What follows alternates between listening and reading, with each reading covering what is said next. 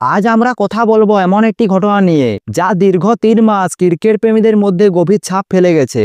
IPL জেতার পর বেঙ্গালুরুর বিজয় উৎসবে পদপিষ্ট হয়ে 11 জনের মর্মান্তিক মৃত্যুর পর প্রায় 3 মাস নীরব ছিল আরসিবি। সেই নীরবতা আরসিবি ভেঙেছেন। আরসিবি ঘোষণা করেছে এক নতুন উদ্যোগ, আইপিএল এর ফাইনালে ঐতিহাসিক জয়। সারা দেশ, বিশেষ করে বেঙ্গালুরুর ক্রিকেট প্রেমীরা উৎসবে মেতে উঠেছিল, কিন্তু সেই আনন্দ বেশিক্ষণ স্থায়ী হয়নি। 8ই জুন চিন্নাস্বামী স্টেডিয়ামের বাইরে পদপিষ্ট হয়ে 11 জনের মৃত্যু হয়। এই ঘটনা শুধু বেঙ্গালুরুকে নয়, পুরো দুনিয়াকে শোকাহত করে দেন। তারপর থেকে আরসিবি ছিল পুরো নীরব, কোনো পোস্ট নেই, তাদের কোনো আপডেট নেই। ফ্যানদের মনে প্রশ্ন ছিল, কেন এই নীরবতা? অবশ্যই বুধবার সেই নীরবতা ভাঙল।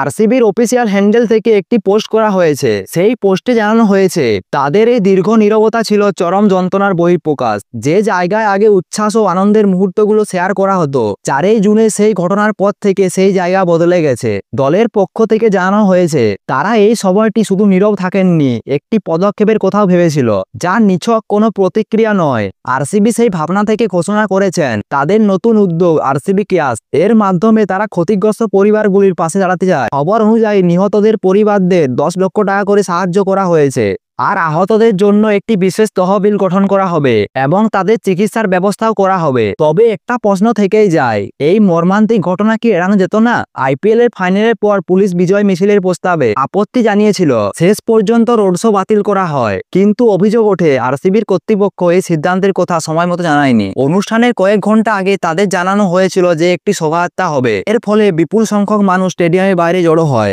এবং সেই ভিড়ের চাপে ঘটে যায় মর্মান্তিক দুর্ঘটনা।